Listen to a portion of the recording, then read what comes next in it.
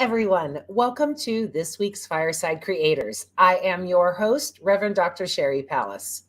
For this week's show, we are chatting with Keith about his most recent book, Second Cup, Volume 1. Please remember to keep all comments and questions related to the show topic and that this is a safe space. Thank you for joining us, and I'm looking forward to all of your comments and questions. If you're on YouTube, please hit that like and subscribe. If you're on Facebook, grant StreamYard access so we can see your name when you have a comment or a question. Let's give a big shout out to our top sponsors, Ruth, Kirsten, Michelle, Ray, and Heidi. Thank you so much. I really appreciate your support. And if you would consider supporting me, you can go to sherrypalace.com. There you will find literally dozens of ways. And I want to thank you in advance. But most importantly, thank you for welcoming us into your home and joining the conversation. I appreciate you all. Okay, let's meet our guest and get smarter. Keith Giles is the best-selling author of the 7-part Jesus series. He has appeared on CNN, USA Today, BuzzFeed, and John Fugelsang's Tell Me Everything. His latest book, Sola Mysterium, Celebrating Beautiful Uncertainty of Everything, is available now on Amazon and paperback. But tonight, we're talking about his most recent book, Second Cup. Welcome, Keith. Hey, Sherry, thank you so much for having me on. It's great. Great to see you again. Yes, always good to have you here. First of all, I want to say that you make me feel like a total slacker. I'm trying to get my one book out, and you are just prolific in getting them all out. And it's like, wow, how do you breathe? How do you eat? You just continually put out such amazing work, and I'm jealous, to be frank.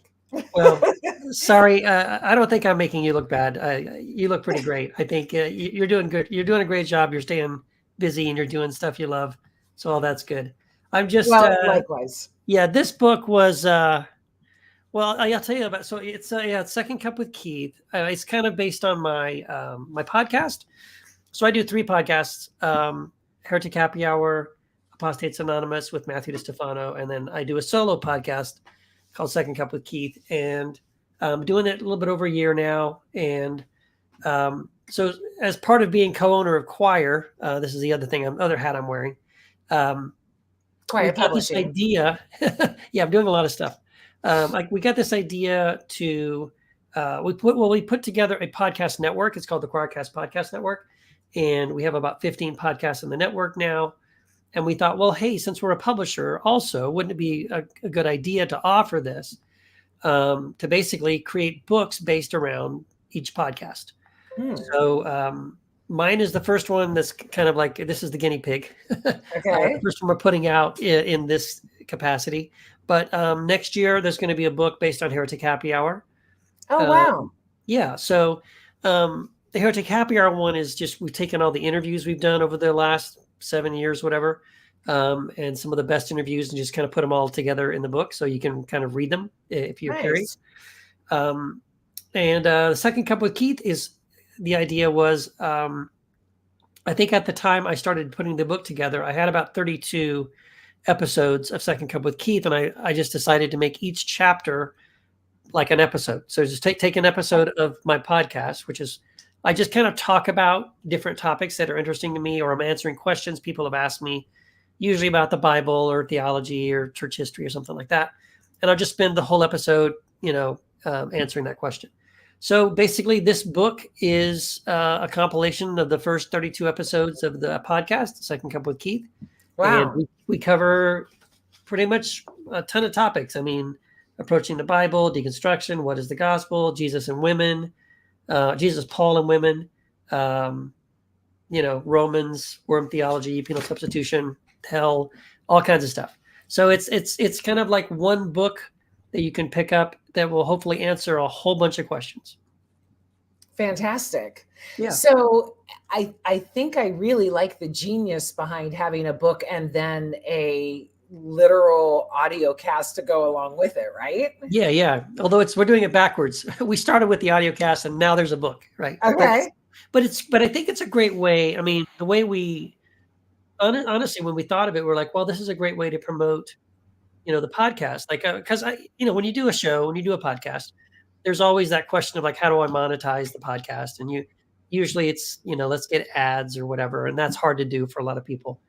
Although that's one thing we try to do with the Quarkcast Podcast Network was by pulling together, we can do ads and that kind of thing. But, maybe there's other ways to approach it. So we thought, well, how cool would it be if every episode of your podcast, you could say, if you like the podcast, pick up the book, right? Yeah. So yeah, again, this is just an idea. We're just trying it. I guess we'll find out if it works or not, but it seems like a good idea. And Yeah. even if it isn't necessarily a great idea for all those other reasons, I'm just really excited to be able to take all those different things that I've talked about, because these are things I care about. These are things I'm interested in, to be able to put them into a book. And frankly, I've had people for a couple of years now, asking me like, Keith, you got the 7-part series, right? The 7-part Sun series. But each book, goes really deep into all these topics and everything. But I wish there was just like one book I could hand to somebody that would just really simply kind of walk them through the basics of some of these things. And that's kind of what Second Cup is. You can just really get one book, send it to somebody who has questions about deconstruction or the Bible or whatever. And if nothing else, they'll have some things to chew on and think about as they read through the book. So I'll have to say that you're a competitor to my book. Oh, really? You're doing that? You're covering different topics? Yeah. All the different ones, but I'm just teasing you. Again, I aspire to be as a prolific of a writer as you. So what was your favorite part of this? I mean, was it as kind of a repetition where you had gone through all this stuff and you're just really compiling it, or did you learn new stuff while going through it? Yeah, good question. I guess one of the things I learned early on in the process, because initially what I thought was I'll just kind of like transcribe the podcasts, and I did probably the first 2 chapters like that. And then I just thought, I'm not doing this. It's just because I do transcriptions all the time. I do some freelance work and things like that on the side. And I do interviews with people, and then I type them up and write an article out of it. And so I can do that fairly quickly, but it's really tedious. And I know there's programs you can use, but then usually they're all, even if it doesn't capture everything, you have to go and clean it up, right? So I just early on, I was like, yeah, I'm not going to do that. Instead, what I'm going to do is look at the topic, and I'm just going to write about that topic, right? Okay. So it's not a word for word transcription. If you've listened to the podcast episodes, where I answer these questions, it's not going to be like, you can't just read along, right? I'm not following a script. But it is being able to approach each topic and each question from a brand new perspective. And I think what I learned in this is that it's just the way I communicate, right? I mean, when you're doing a podcast, that's one thing. You can just kind of shoot from the hip and you can just talk or whatever. But when I'm writing, I need to be writing. I can't be transcribing, even if it's myself. Like, that doesn't work. I have to be able to sit down and write whatever it is I'm going to talk about. And so, that kind of solidified for me that I'm a writer and I need to write, and I can't try to find shortcuts around it. Yeah. I'm still trying for that too. In fact, I just Tim Kerr just tagged me in a thing that said Chat GPT is mansplaining. Oh. And so we can't even use that, because it's not even all that accurate. But my name is spelled. What's that? ChatGPT is not great for writing yet. No. I mean, maybe one day it will be, but right now it's well, we have to do the not work. A threat. We have to do the work. But even with my transcription of these shows, my name is spelled wrong. It's always like the building palace. And so I get it. It's right. Just not as intelligent or verbose or compassionate as truly writing. And that is required in all of it. Yeah, exactly. Yeah. And I think that's true on different levels for all of that kind of stuff. Is like I kind of like some AI artwork and stuff, and I have fun playing with some of that stuff. But it doesn't. I don't think it's ever going to replace real artists. You know what I mean? Like, when I love art, and so when I go and look at real art by real human beings, there's a soul behind it. There's meaning to it. Yeah. There's emotion behind it, and um, the AI stuff is mimicking style, but style isn't soul, No. isn't art. And I think as human beings, we can still notice the difference. I hope so. I mean, I really hope that we don't get so mayonnaise that everything, and by the way, I love mayonnaise, but just black. I mean, because that's what Chat GTP is, or GPT is just a summary and an average. Yes, And we writers want to exceed average. We want to be of course. exceptional. I have a little story to tell you that I think you'll get a kick out of. On one of your visits here before, my girlfriend Heidi bought your book.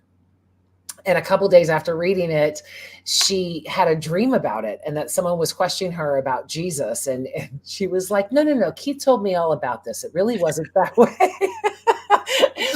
Chat GPT could never do that. They wouldn't Right. have, dreams about your work Yeah. and getting it out there and being able to regurgitate it in any type of really good meaning because it hits your heart. Yeah. Yeah. That's right. Yeah. I don't think we have to worry yet about that. Or it's all those things too. Like people will say, like, if Chat GPT can take your job as a writer, you're not a very good writer. You know what I mean? Right? Like if you look at Chat GPT and you're like, wow, that's better than me. Yeah. Well, maybe you should take some lessons Yeah, or practice. exactly. So yeah, you would have to go through and I could see why you said no to transcription. I mean, that would just be crazy for the book. Yeah. It wouldn't get the soul like you needed to add.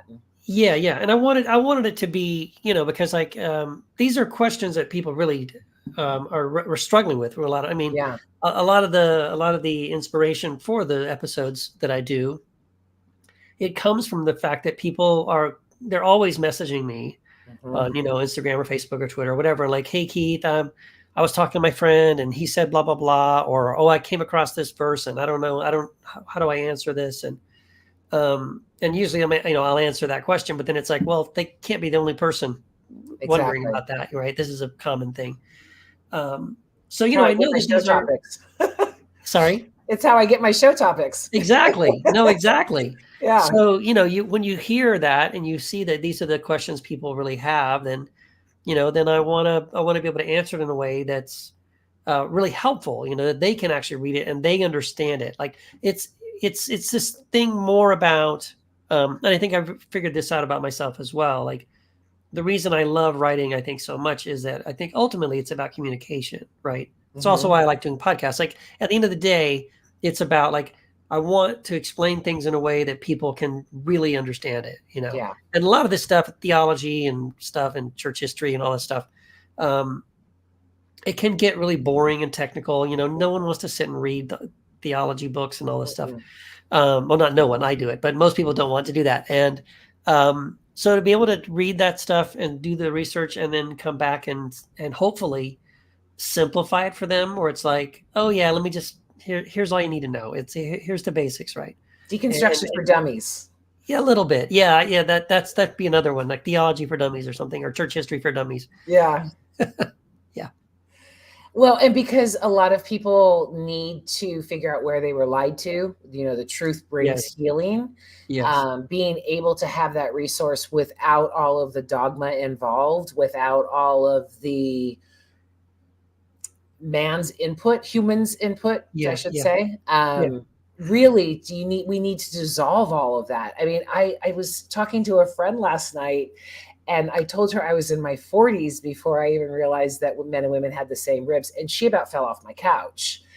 And it's Oh, like, because of the thing about the women or the yeah, men having one less rib or something, or yeah. yeah, something. Yeah. I mean, I was told that's how archaeologists, Oh, of define men course. and women and, all Let's of count the this ribs. stuff. Yeah. Yeah. I was in my 40s. I hate to admit that. I'm ashamed of it, but I was like, holy crap. Right. So just being indoctrinated like that, you need a window to be able to come out and say, okay, what is the truth behind this? And with you being such a trusted source and prolific with your writing, it's definitely a good bookend here, right? Yeah, absolutely. And yeah, so there's lots of that in this book. Like I don't know, this is like everything like that, but because I don't cover the rib thing, but maybe that'll be in volume two. I I'll do don't know volume mine either. two. Yeah. That'll be in Yeah. volume two. But I do. It is some things, and some of it's just pet peeves for me. It's like I'm so sick of hearing this all the time. Like I want to answer this. Like Yeah. one of them is I have a chapter on Jesus, Horus, and Mithras, and it was just because I keep seeing all these memes trying to say that, oh, Jesus and Mithras and Horus, see, Mithras had 12 disciples and Horus rose from the dead, and like no, they didn't, and it's real simple. Just go and look it up, and you can Yeah. see that that's nonsense. None of this is real. So, it's sort of like I want to be able to write something and put it in a book and just say, okay, look, just read this. Yeah. This will answer all that garbage. Or things like one of them I heard for the longest time talking about like sort of mythology you hear about in church, right? I heard so many wackadoodle sermons, and some of them by people who, frankly, I think should know better. I mean, these are people that a couple of people that I look up to and I think are really great Bible scholars, but on this particular verse will just jump through hoops and come up with the dumbest stuff. It's the one where Paul talks about, it's in First Timothy, right, where Paul talks about women will be saved in childbearing. And I've heard so many pastors and again Bible scholars say that this is a reference to the verse where the prophecy about crushing the heel of the serpent, and this is a metaphor for Mary. Or some of them have flat out said that, oh yes, when women fulfill their duty as having children or something. I've heard that one. Yeah, Yeah. I've heard all kinds of wackadoodle, just stupid, crazy, twisting yourself into a pretzel stuff, and that's not, none of that has anything to do. That's not at all what Paul is talking about, and it's fairly simple if you just know a little bit of information. Then it all kind of clicks, and it's like, oh, okay. I mean, if you want, I can go through it quickly. Sure. Okay. Yeah, just to since I brought it up, I guess. So it helps to know that letter to Timothy was in, well, like probably I should even back up before that and say most scholars are pretty sure that Paul the apostle didn't write that First or Second Timothy. Yeah. So that's good to keep in mind. So keep that in mind. But even if he did, and we're pretty sure he didn't, the letter is written to Timothy, and Timothy was left behind in Ephesus. All this is in the first chapter. Mm-hmm. So Timothy, he's like a younger kind of apostle. Paul's writing the letter to him to encourage him as he's staying behind in Ephesus. And then he gives some instructions. Well, what we know about Ephesus, and you know this from reading the book of Acts, is that the previous time that Paul went through Ephesus, the people there were kind of like kind of crazy, like huge fans of Artemis. The Artemis or Diana. Artemis worship was huge. And in fact, in Acts, there's a place where it talks about how basically Paul threatens them. They feel threatened. They feel like he's introducing this new religion that's going to basically, there's silversmiths and all these people that make a lot of money, doing things for the worship of Artemis. And so there's a riot, essentially. And I think it says for 3 hours, the people in the mob chanted, "Great is Artemis of the Ephesians," for 3 hours. So they're a little crazy about Artemis in Ephesus. That's something we know about Ephesus. Well, the thing you need to know about Artemis worship, which was in Ephesus, and there was a huge temple to her there. It's like one of the 7 wonders of the world, this massive temple. Artemis worship was primarily, it was a female cult. So the women were the leaders. They taught that that women were made first, which contradicts the Jewish story, right? That men were made first. And one of the primary, so it's fertility goddess. Mm-hmm. And one of the primary reasons that women in Ephesus, or even people in the area, women would travel to Ephesus to make offerings and things to Artemis was because infant mortality rates and birth rates were, really, really high. So it was a really great chance in the first century, if you were a woman and you were pregnant, that either you and or your child would probably die in childbirth. So to, cover your bets, you would probably go to Artemis, go to the temple there in Ephesus, make an offering to Artemis, in hopes that your child would live and you also would live through the birthing process. How did women do that? Well, one of the ways that women would honor Artemis was by adorning themselves or adorning their hair, wearing these elaborate robes and things like this.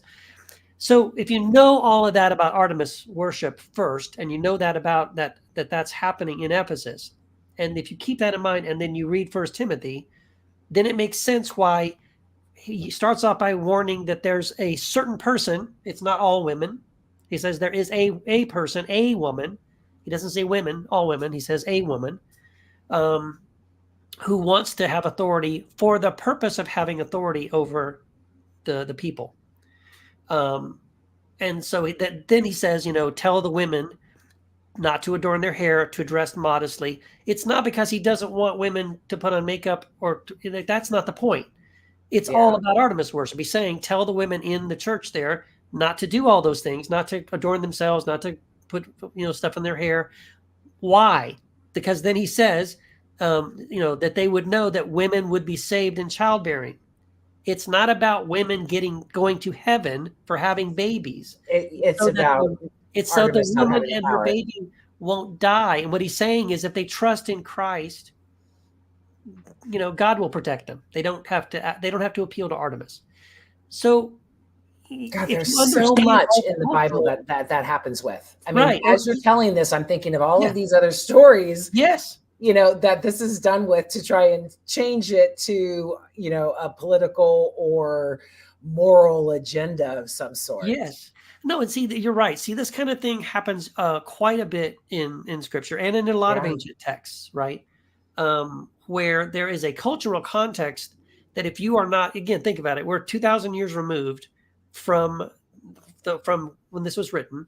We don't live in that region. So geographically, we're on the other side of the planet from these people. Culturally, everything. Culturally, so historically, there's all these things going on, and we don't understand it. And we just read it straight, and we are reading into it what we think it must mean. And so, that's one of the best examples of that kind of thing, but it's not the only one. There's lots of those kinds of things. Well, I'm thinking of the Leviticus clobber chapter or verse about homosexuality when it was actually about temple prostitution. Right. These verses are used as clobbers, to say, no, God doesn't love you. You're sinful. Everything that Jesus spoke out against, love over law, all of these things. And we're still grabbing for that law to justify any type of division or supremacy that we can. Yeah, no, it's exactly right. And usually, sadly, it's always around those kinds of imbalances of power, right? Yeah. It's frankly why a lot of the church doesn't want you to know these things, because it weakens their position. It takes away some of their power over people in the congregation, right? So a lot of male pastors want this verse to be read and understood in such a way that it really does sound like women are down here and men have something special, but women, this is, you got to keep having babies and that kind of thing. I think there's another passage also in Timothy. And let me just interject something there. Sure. When it attributes to childbirth, that is our only value. Right. So it erases all of our, hey, if you don't have a child, if you're not a mom, then you're not as good. That's the only reason you're on this planet, because men were born first. Yeah. I mean, it's not even logical. No, it's so illogical. Actually, that whole reasoning is so stupid to me. It is. How can you, what's your first clue, that theology was the Christian theology, Western theology was invented by a man? Because it actually wants to trick you into thinking that the woman came out of a man. Yeah. What? Yeah. Because we're all pretty sure that that's not the way it works, right? It's really that we all came out of a woman. But you need to flip it around so that makes the man somehow on top, right? Insecurity at its finest. Yeah. It's weaponizing, these scriptures, these sacred texts in ways. Sometimes it's there. I mean, it is there. They don't have to tweak it or anything Of to get it course, to say there's that. enough there. And the patriarchy is a big part of that, right? Yeah. But on some of these other things, like this one I just talked about, it's either ignorance or it's willful ignorance. Like, Yeah. well, yeah, maybe it doesn't mean that, but I'm not interested in finding out it doesn't mean that because this works for me. Justification. Yeah. I'd rather people not know these kinds of things. And there's a lot of those kind of things, a lot of those passages, and I deal with a lot of them in the book. Kind of the clobber passages for women, the clobber passages for LGBTQ. I talk about Romans and all that kind of stuff. So yeah, there's lots of that kind of stuff, and hopefully this book helps answer most of those misunderstandings, because there isn't. I don't know if you and I have talked about this before, but this is sort of a dream project. I don't know if I'll ever do it. Probably won't because it's too massive. But I mean, the Bible is a mess. It's just a mess. And I can recommend, maybe some of the better translations. Like, oh, this one's the least bad. That's really what I could say. But there's really nothing. There is no sort of one translation of the Bible, of the entire Bible, that I would say isn't problematic, that isn't filled with these kinds of misconceptions and misunderstandings that, so I would love to be able to create something like that, put together a team of people and say, we're going to like make the Bible make sense as best we can. But until then, hopefully books like this and other things, that are out there will help people kind of decode it, I was working on the section of my book, God Loves the Gay, and I had everything worked out. Yeah. The first part of the section was describing all of the misnomers about homosexuality. And I think I might have the name wrong because my memories but was it Odin with the spill your seed? Oh yeah. I remember the guy's name. But yes, there's the guy where God curses him. So don't spill your seed. So I based my entire argument on that verse because that's what I was taught. Yes. And then all of a sudden I'm going into, okay, I need to build the references. I need to do all of this stuff. And I'm like, holy crap, none of this applies. He was actually raping his sister-in-law, just trying to get off. And it had nothing to do with homosexuality whatsoever. No. I had finished half the section. I had to tear the whole thing up. I was like, well, this is all part of the deconstruction process. Yeah. Yeah, no, that's right. I mean, and it is, the more you look into some of these things, there's a lot of kind of mythology in the Bible about that, where you're told for so long that this verse, proves that, or this verse is the reason why, blah, blah, blah. And it's, and because people throw it around all the time. They're still throwing around those kinds of verses. Well, no, the Bible says blah, blah, blah. It's like, well, no, it really kind of does it. I mean, the first thing usually is, and this is usually what I'll do when like someone asks me a question, like if someone messaged me, Keith, someone gave me this verse, and usually it's like just isolated. It's like one or two verses, right? Mm-hmm. And I'll say just like, well, okay, well, let's just back up. Let's start at the beginning of that chapter, or maybe the chapter before, and now start reading there, and then come to the part that they quoted to you, but then keep reading, because a lot of times that's the answer, is that if you keep reading, then you realize, oh, it's actually not that at all. That happens all the time. Yeah. I mean, every sermon in church was on one verse. And so when you're taking that, and conceptualizing just that verse completely out of context, it brings in personal agendas. It brings in the motives and, for what you want and it's usually the antithesis of love, which is what all of it's supposed to be anyway. That's right. Yeah. No, that's exactly right. I mean, so the, I think this one's in the book. In Second Cup, it has to be, because I cover this I talk about this all the time. Like, so it's one of the other ones that drives me crazy is the idea that, especially every Easter, pastors love to pull out this illustration, right? Because it's dramatic and it's emotional, right? That, like on Good Friday, when Jesus was on the cross and all the sins of the world were laid upon Jesus, that was the only time in all of eternity the Father turned his face away. And that's how much love he had for you. And that's what Jesus went through for you. And it's beautiful. And I guess sort of in a way, maybe it's cinematic. It's not really beautiful. It's actually sick.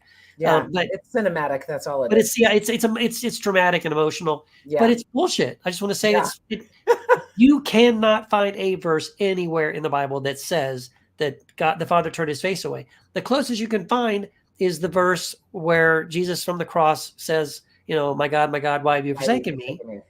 But the context of that verse is Psalms 22, which if you go to that, he's quoting the first line of the Psalm. He doesn't have to quote the entire thing. But if you go to the whole thing, yes, he does say that in Psalm 22, but then it keeps going and it says that God will not turn his face away. Like, it contradicts what you're telling me that verse is meaning. Yeah.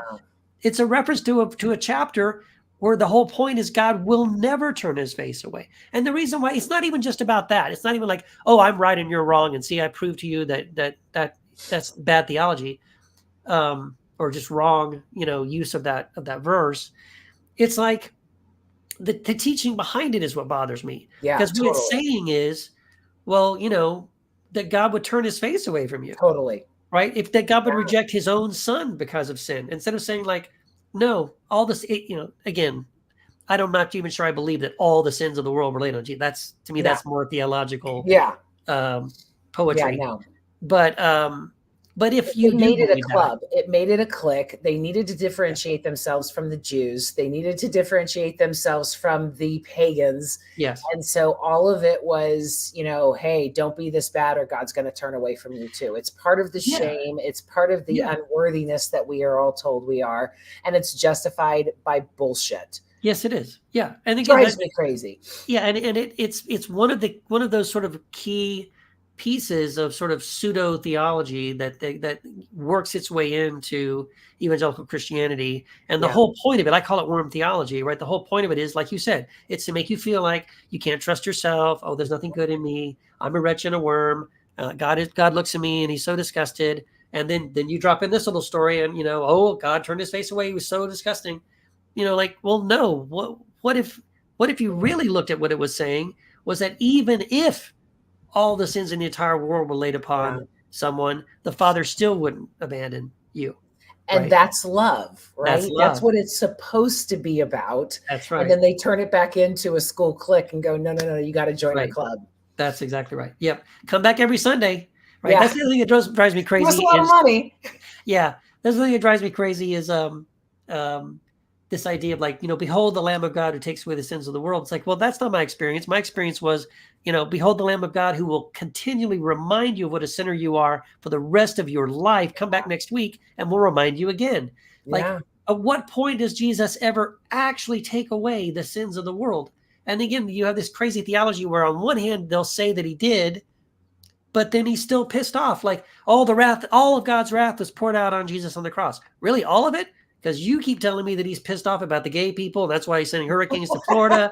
And he's pissed off about porn in Hollywood. That's why he's sending earthquakes. Like, when is this God ever truly done with his wrath? When is it ever actually dealt with? And it seems like never, right? I went to a church in Atlanta when I lived there years ago. And my mom brought me because, of course, she needed to continue to save my soul. Right. But the pastor pulled up a stool and sat in the middle of the stage and said, Jesus has forgiven all of your sins. We've got to stop talking about this. There's no reason. And my mom, coming from a really full-on evangelical cult-like thing, I remember going to, of course, because you have to go to brunch after church. Sure. And I was enlightened. I was on fire. I was like, yes, this is what it's supposed to be. And the cognitive dissonance was just wrecking her because everything she was taught was that sin was the most important thing, that we had to continually judge our brother, judge our family, everything based on sin, and don't get near me because there's like the cooties, your sin on my sin. And she just couldn't even wrap her head around that love was still what was supposed to be there. That's right. It was just so antithetical to what Jesus was supposed to be about, but yet she was so strong in that belief. There was no love. No, that's exactly right. And I'm hoping, by writing this book that I want to undo all that garbage because it makes me angry. I feel like so much of evangelical Christianity, it is about control. They use fear and shame and guilt for the control. And it's all about getting you to jump through hoops to earn something or to get something that according to the scriptures you already have. You're Right? already accepted. You're already loved. You're already forgiven. Yeah. Right. It's none of this garbage, like you said, of like, come back next week, put money, put your butt in the seat, put your money in the plate, come watch the sermon and the song, the TED talk and the concert, and Mhm. come back again next week. We'll even structure the service so that really most of the beginning of the service is singing songs about what a worm I am, what a wretch I am, I don't deserve it, blah blah blah. I Or did this being wrong washed thing. in blood. Yeah, exactly. Washed in the blood. Yeah. And then we'll get a sermon. Well, we'll put this thing about, but if you come forward right away and you say this prayer and you confess your sins, you'll be forgiven. And then you get for maybe like 20 minutes, if you're lucky, maybe 10 minutes. Oh, forgiven. I'm forgiven. It's so great. I'm right with God again. Well, we know you're gonna screw up before your head hits the pillow tonight. So come back next Sunday and we'll do the whole thing again. It's this Usually revolving before they door. left the church. Yeah. Yeah. They're not even walking out that door before they're judging someone. That's right. No, it's Yeah. exactly right. So, I that stuff just makes me angry, and I want people to kind of be set free from that stuff. Like, Yeah. you don't have to fall for that. And it is kind of a game. It is kind of like eventually I'm going to write a book about hypnosis and the unconscious mind and the subconscious mind, and talk about how some of these hypnotic techniques that are used by professional hypnotists and people like this, usually for good, for like hypnotherapy and things like that. Mhm. But you can use these same techniques to, um, you know, manipulate people, control people, plant Crowd these control. subconscious Totally. ideas, Yeah. and it's really, really hard to get away from it. And I feel like a lot of my experience in evangelical Christianity growing up that's kind of what it was. They were all trying their best to convince me that I was a worm, I was a wretch, all that kind of Mhm. stuff. And I think that's why it's so hard for people. I've heard so many people talk about how they'll, even after you deconstruct the theology, okay, you can show me where, the Bible doesn't, these clobber passages aren't real. The Bible, the Mhm. word homosexual didn't appear until 1946. Oh, wow. Okay. All that stuff is great. And you can intellectually sort of unravel this thing and help people kind of get set free from it on one level. But it's that programming we got, this subconscious kind of programming we received since we were little kids, most of us, that is still there. That is still hard to break out of, Yeah. right? And so you still have this thing, but maybe God is angry. Or what if I'm wrong? What if God really is, going to torture me for eternity because I didn't, whatever. That's the part that's the stuff that's really hard to escape. And I hope that one of the things that's helpful for people is just to shine a light on it and to expose it and say, look, everybody, here's how the magic trick is done. Here's how they do it. Here's how they convinced you to believe X, Y, and Z, right? Part of it's theology, but also the other part of it is this behavioral stuff that's been, the repetition and things that have been done to manipulate you emotionally on levels you probably aren't even aware of. I'm really seeing that in Black churches. I am really seeing it's almost like, and I've brought this up on a couple shows recently because it's just been so upsetting to me that it's almost like they are perpetuating the master's Bible, Yeah. where white people are free, but the people of color should be on their knees begging for forgiveness. Ooh. I'm really seeing that recently Yeah. as my platform expands and I'm reaching out and speaking with people who are really into this. Yeah. Um, being a white woman, that was something that I would never even considered. But in speaking with people who are really into the Black churches and stuff like that, that is the overwhelming arc of all of their theology is, Right. I mean, there was this one person, very big guy, but he ended every text to me with make sure that you get on your knees and that's where you fight your battles. And I just wanted to scream at him and go, no, get off of your knees. No, do not be broken down like that. Yeah. You do not have a master in this world. That's Right. what Jesus was supposed to be. That's right. And the perpetuating that, along with the homophobia, along with the misogyny, it's really keeping people of color in a slave mentality justified by God. That's been going on, in America for a very long time, and very intentionally, not accidentally, not, Totally yeah, intentionally. all the way back from, slave owners cutting out the parts of the Bible that talk about, Christ setting you free from slavery, Yeah, from sin and all that stuff, emphasizing the things about, submit to your master, slaves submit to your masters, that kind of stuff. That's exactly right. And even or to that the they were point, born black, so they're supposed to be a slave because of right. him. Right. Oh no, exactly. All this stuff is, it goes way, way back, even to the point, like I've heard several African American people talking about like white Jesus, like how Yeah, weird it is to go into these all black churches and then there's still there's a white Jesus. They're still crazy. worshiping a white Jesus Yeah, and using master language, Lord master language, yeah, right? Like it's really twisted. It's kind of sick. You know what I mean? I don't mean that. I think it's something that has been you know packaged and manufactured and handed to them by white culture totally. that now kind of runs on automatic pilot, and there Well, needs and to just be, like everybody else deconstructing, yeah, everybody who has been fed this theology. I mean, we are just now stop calling the primary bedroom master suites. right, I mean, it's all very right, subliminal. It's all very intentional. yeah, And it's all for control, whether they yeah, are trying to control the women, whether they're trying to control people who aren't like them, like the yeah, LGBTQ, or the ultimate control of the white supremacy. yes, And just like the bullshit with the homosexual references in the Bible, it's total bullshit that someone of colored skin would be imposed a slave designation. I mean, yeah, but that's all in there. It's all justified and it's all, I mean, quoting the scriptures and no, Sherry, you're wrong. And I have to submit. And it's like, no, don't do that. yeah, It's the same way as saying, homosexual person is unloved. It yeah, just drives me crazy.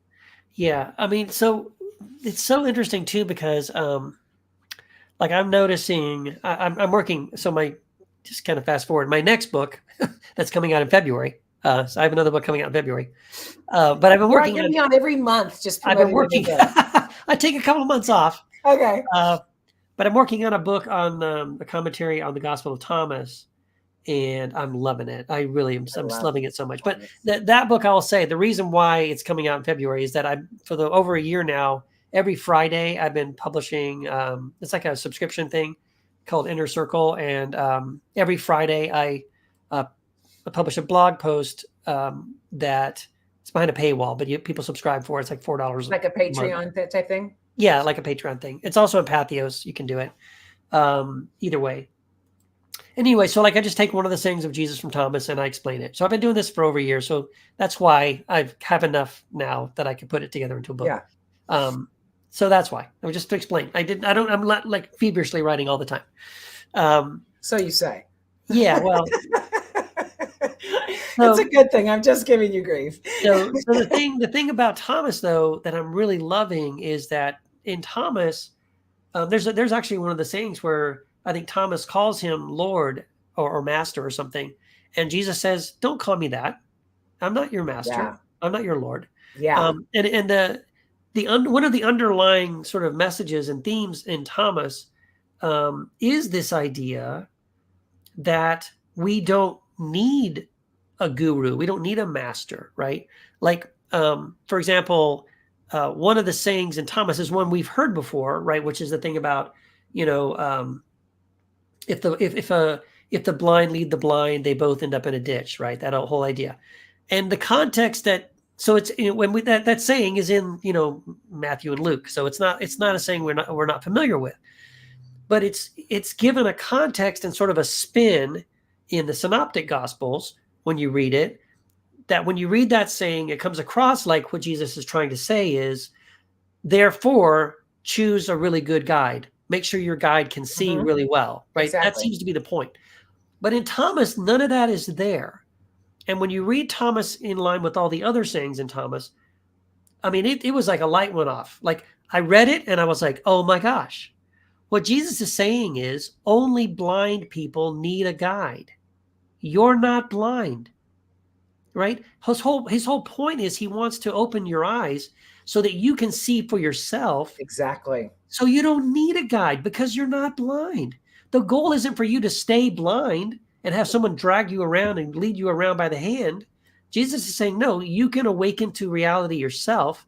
You can know these things for yourself. And good news is when you do that, you don't need a guide. Jesus is like, I'm not your master because you can figure this out on your own. You can do this for yourself, right? That's the whole point of But having a that was rabbi. so inherently Jewish. I mean, Yes. because the Yes. whole Sabbath was to say that you have no master. Yeah. I mean, that was the foundation of Sabbath. Take the day off. You are a master to no one. Yes. All of these things because of Pharaoh and all of that. Yeah. So which is why I'm always saying evangelicals are really the theology of the Pharisees, Yeah. not Jesus. I mean, all No. of the laws that are continually brought over while love is pushed aside and become a postscript, to perpetuate all of this. And he was really saying, no, you shouldn't have a master, which was totally Jewish. Yes. And we've forgotten all about that and said, no, we have to have a master. Right. Exactly. I mean, think about the other sayings of Jesus, right? About, my yoke is easy and my burden is light. That is not intended to be like pro yoke. It's Yeah. saying, that he wants you to imagine what if yokes were easy, because no yoke is easy, right? Yeah. And the thing that's easy about it is you don't have one.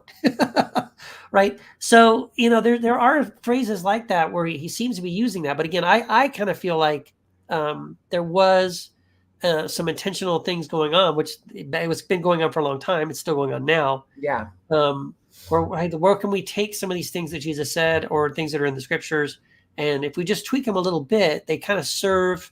They serve the religious establishment. They serve the state. They serve white supremacy. Everyone that's in power. Yeah, it serves people in power, and that is so upside down from the entire Bible, right? The whole kind of the point of the Exodus was that God was the God who cares about slaves. Yeah. Because all the other gods were about power, right? Whereas, oh no, our God cares about people on the bottom, and that's really what it should be about. Jesus shows up and tries to correct all that in the Sermon on the Mount, right? He paints this picture of, those that are blessed are the poor, are the weak, right? Are the humble, the meek. Whereas it's an upside down thing. It's like, no. It's not this power structure idea, right? That God is championing those on the bottom. And then somehow we have found a way to turn it back around and put power back in the hands of the people who've always had the power. Your son said that last week when he said that the pyramid was supposed to be inverted. Not the top, which just cracks me up because evangelicals are known for their MLM and their pyramid schemes and all of that. It all really fits in to this capitalistic, powerful greed, and all justified in the name of Jesus, which is insane. Yes, it is. Yeah, I mean, all of the earliest followers of Jesus were the poor. Yeah, I mean, he was poor. He was poor, exactly. Yes, the Son of Man has no place to lay his head. Yeah. Again, all those little things that get missed, like when he's all upset, when he turns over the tables in the temple, he was upset. It makes a point of saying that he turned over the tables of those who sold doves. And the doves were the provision given to the poor. So if you couldn't afford a lamb or a goat, God says in Exodus, or in the Pentateuch, he says that you can use Leviticus, that you can, if you can't afford it and you're poor, you can substitute doves. So the fact that he's turning over those selling the doves is like because they're exploiting the poor, right? Yeah. He's upset about that.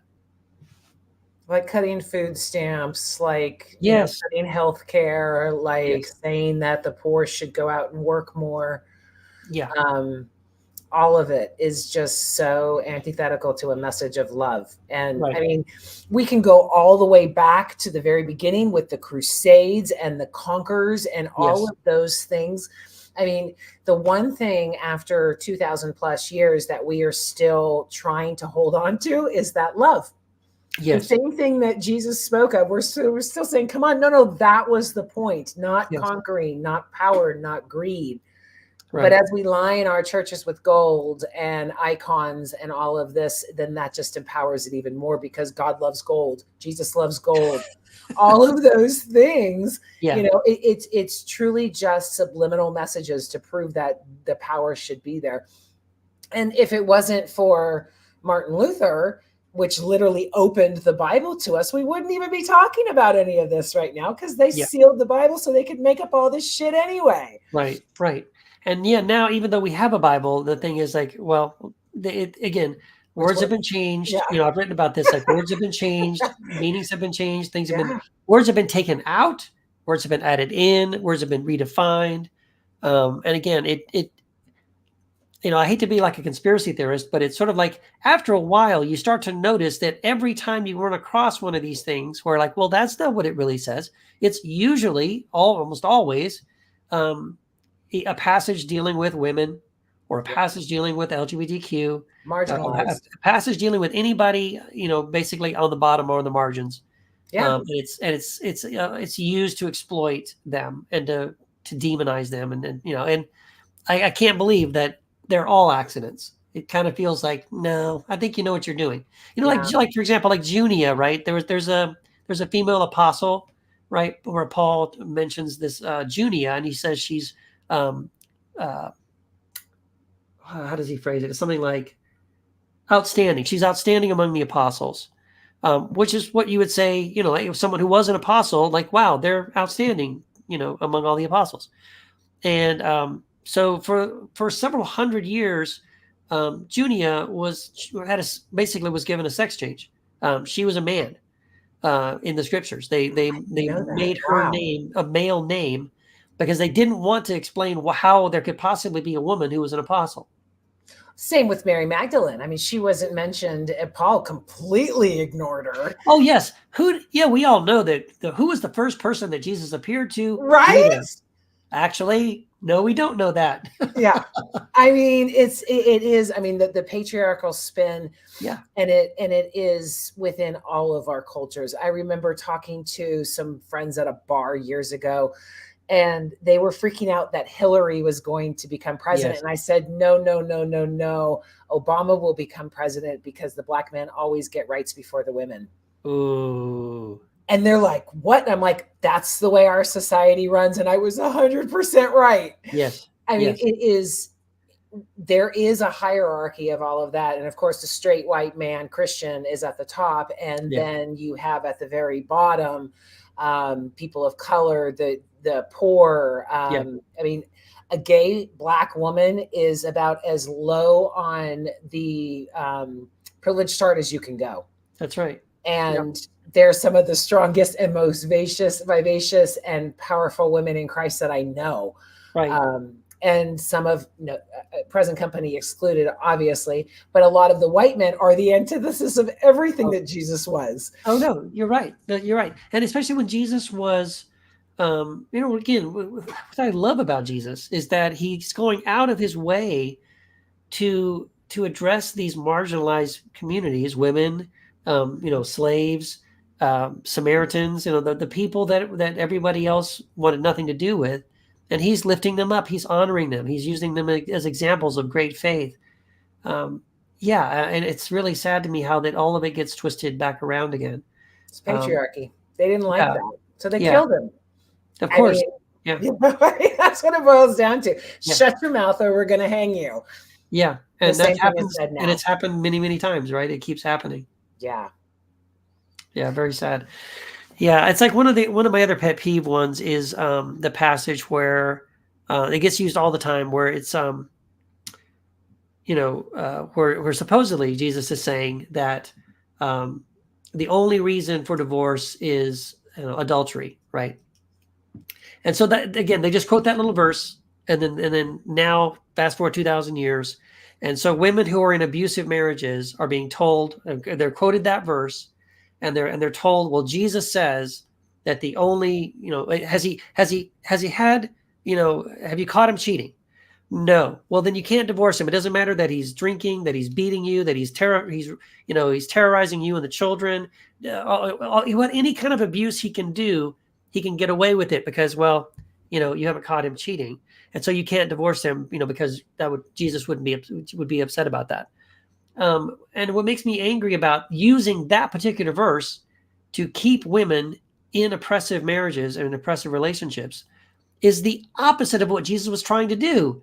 Because at that point in the first century, they were asking a question about divorce, and their whole thing was like, oh, man should be free to divorce his wife for any reason. That was the context. Mm-hmm. And then Jesus changes it around and says, no, I think the only reason would be for adultery, which now meant that the woman, because if it's just adultery, either one of them can break the marriage covenant now. And it was putting power back in the woman's hand. Like, hey, if you want out, you can get out, right? Okay. So let me ask you a question, because I understood that adultery was only for women because men could have multiple wives as they were property. So only a woman could actually commit adultery. So how does that fit in? Well, again, if the woman's the only one that can commit adultery, then what he's saying is he's putting that power back in the hands of the woman. He's saying that the woman now has the power, not just the man, that the woman has the power to end the marriage covenant. And the reason you know that is exactly what he meant is that his own disciples turn around and they're shocked. They say, if that's the way it's going to be between a man and a woman, then why get married at all? In other words, if I as the man can't divorce my wife for any reason, and the power of that isn't my decision, now she can do it. Then why would I get married at all? And so the point is made, and Jesus doesn't contradict that sentiment. He doesn't say, oh, no, you're taking it too far.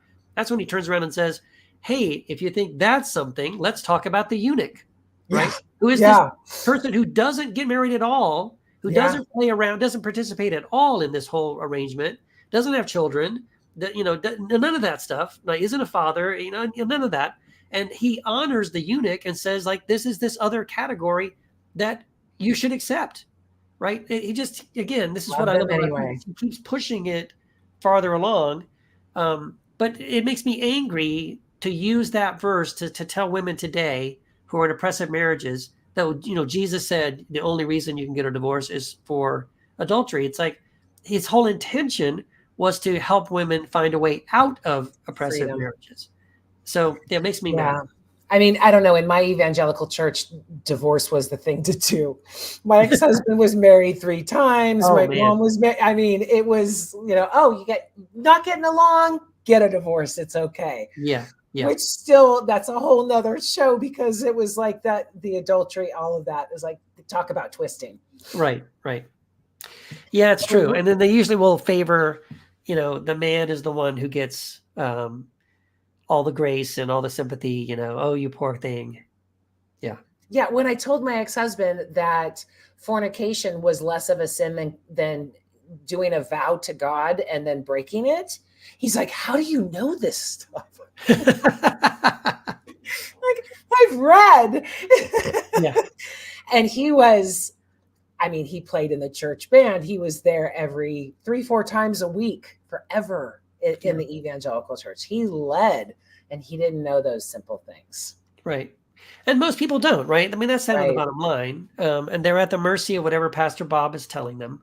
Yeah. And the amount of trust that is given to that Pastor Bob, to be honest, is why we're in this. Right. Well, and then I'm sure you've talked to people that have gone through this too, because I've talked to a whole lot of people who are pastors or were former pastors, that when they start to notice some of this bullshit and they're like, oh, I'm teaching something, or I was taught something that isn't correct, or, well, my options are to just keep doing it because I need the job.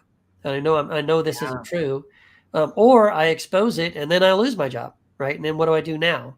So it really puts some of these pastors in a bad situation. If they do realize they're perpetuating something that isn't really true, they're kind of screwed, because especially if you've gone to seminary and all you've got is a seminary degree, it's kind of hard to take that and go into the corporate world. So it doesn't work. Yeah, it's tough. Not all pastors, who understand it, who see it, want to go along with it, but they just don't have a lot of options.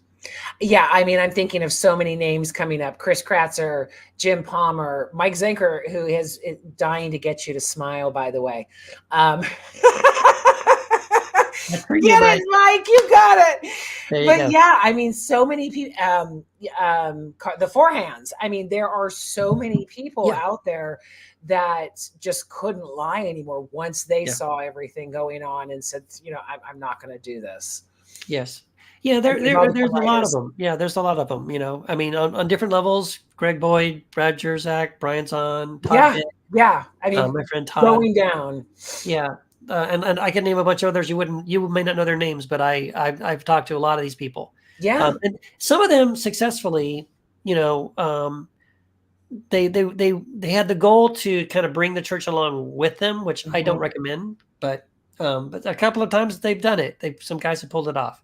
Yeah. Most of the time, that doesn't work. But if you can do it, if you can hang in there, and you're going to lose a lot of people. Probably more than half of them are going to leave. Yeah. But as long as you can sustain it, some people will stick around to say, "Oh, I want to learn something I didn't know." Well, and when people start freaking out about that, I go, look, Jesus only had 12. Don't worry That's about right. it. Right. I mean, now it's over 2 billion. So, Yeah. don't worry about it. Yeah. Okay. We are actually over the hour. Keith, I could talk to you forever. Thank you so much for coming on the show. Okay. Where can people, I have this for you. Oops, wrong one. There we go. Yep. Any final words, and where can people find you? Yeah. So, well, the book is Second Cup with Keith. It's on Amazon. Go check it out. All the stuff we were talking about. Yeah, there's a lot of good answers in there for that. And yeah, you can listen to my podcast, Heretic Happy Hour, Second Cup with Keith, Apostates Anonymous. My books are on Amazon. My blog is right there, keithgiles.com. And happy to interact. Anybody's, I'm on Instagram, Facebook, all that stuff. So hope to connect over there. Always a pleasure to have you on. And I guess we'll be talking again in February when your next book comes out. I look forward to it. I'm going to send you backstage and close the show. Thank you so much, Keith. Another great show. Keith and I could talk for hours. In fact, I one day hope that we can around a real campfire to share all of the goodness and how we can bring love back into the situation. Go get his new book, add it to the collection. If you like the show, go ahead and share it. YouTube, friends, all of those things. For those in America, I want to tell you that it's more important to be loving than right. Don't push things on Thanksgiving. Enjoy your family. Enjoy the time together. Have an amazing Thanksgiving. And while you're sitting with family and friends, remember that acting in love is the most important thing. You're not going to change any minds, but you can soften some hearts. Thanks again for watching. Oh, next week, Lenny is coming back, Lenny Duncan, and his upcoming book, Psalms of My People, a story of Black liberation as told through hip hop. I'm so excited to chat with him. So for those in America, have a wonderful Thanksgiving, and I will see you next week. Walk in love. Mwah! See you then. Eat lots of turkey.